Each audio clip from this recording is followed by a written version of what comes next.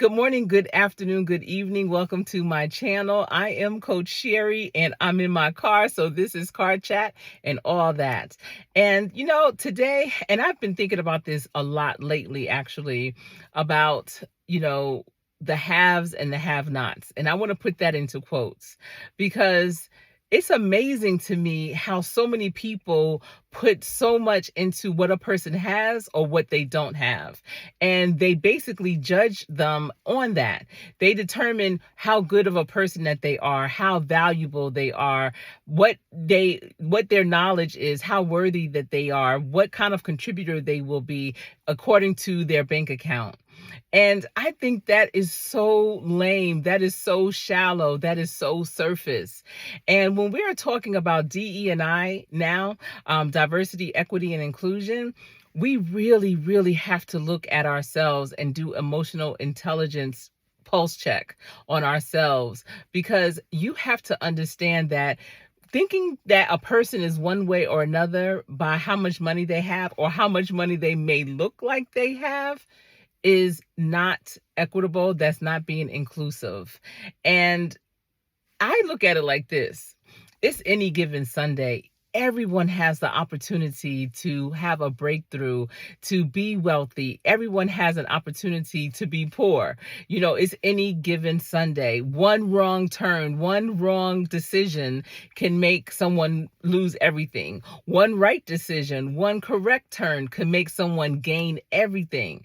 And so really, what does it come down to? It has to be more than just finance. It has to be. So listen, I was in the nail salon and it was close to closing. The salon was, preparing to close, but they were still going to be open for at least another 45 minutes.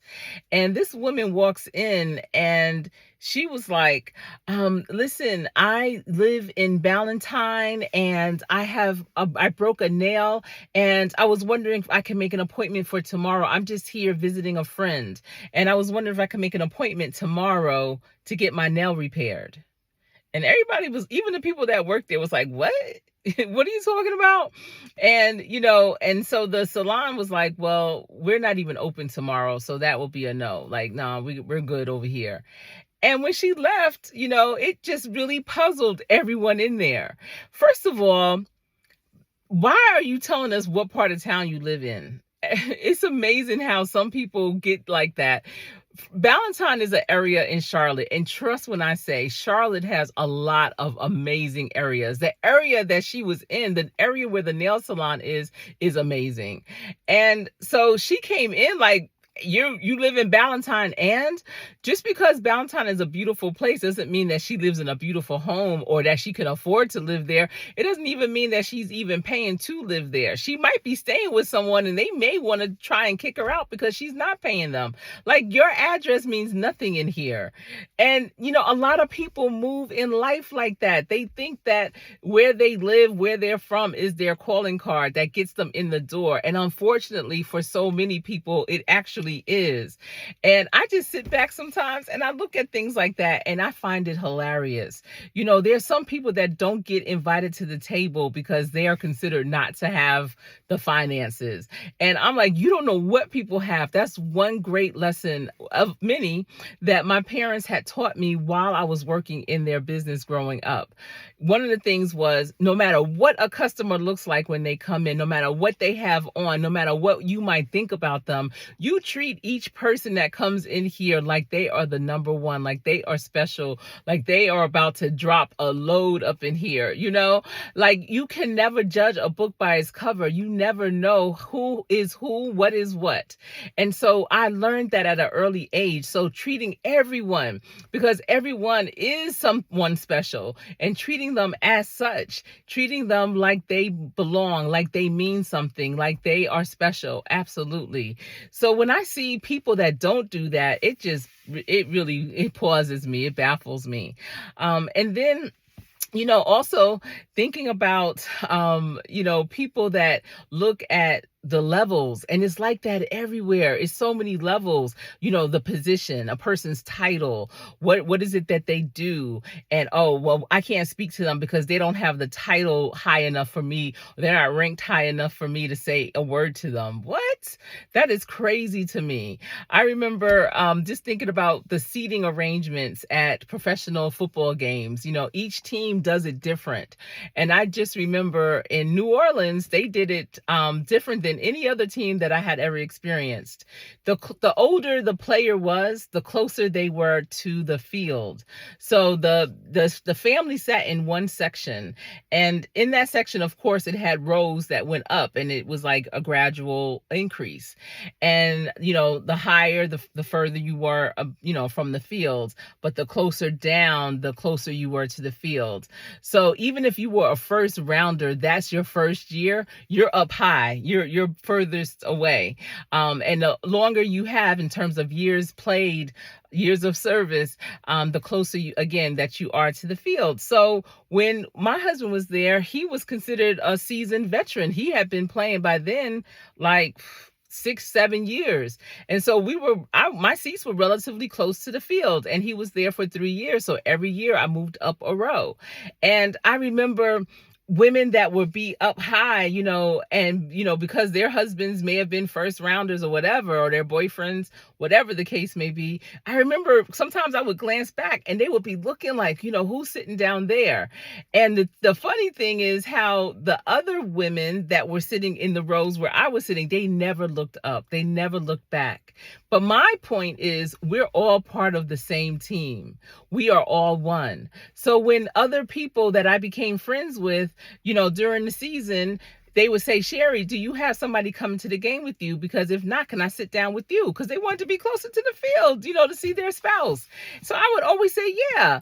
And I think I was like the only one that did that. Other women never did that. If they had an empty seat, they would just have that empty seat. They'd put their purse there. They'd put their bag there, whatever, their coat.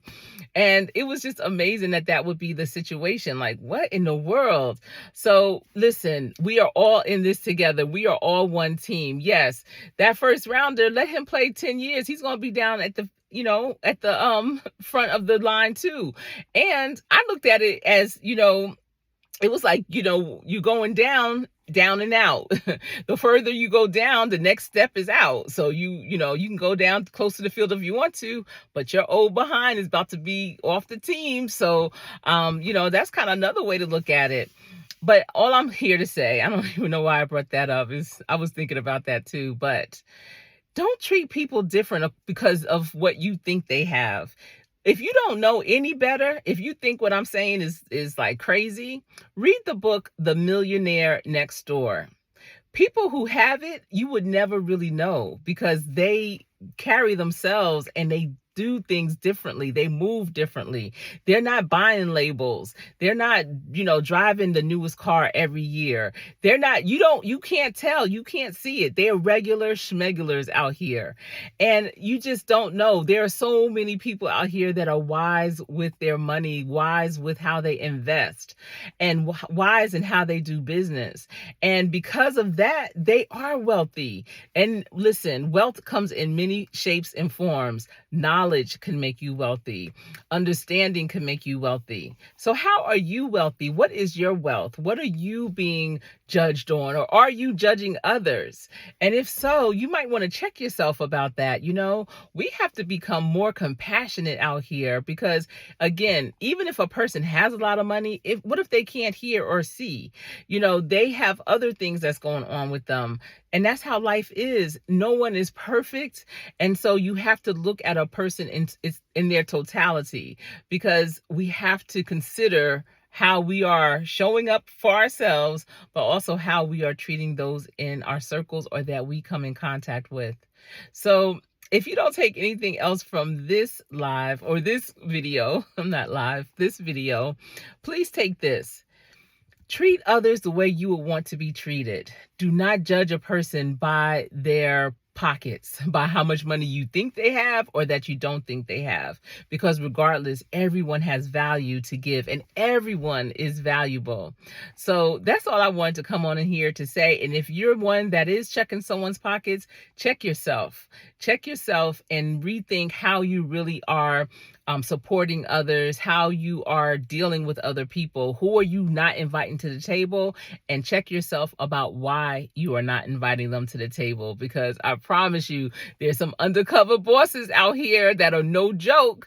And if you sleep on them, that's when you get tripped up later on. They know how to be patient. So, please be mindful of how you're treating others. All right, everyone, that's all I have for you today. Take care. Have a great, great evening, day, afternoon, morning, whatever time of day it is that you're watching this video. So I appreciate you. And remember, practice so hard that when you play and you get in, you will play to win. It's been my pleasure. I am Coach Sherry.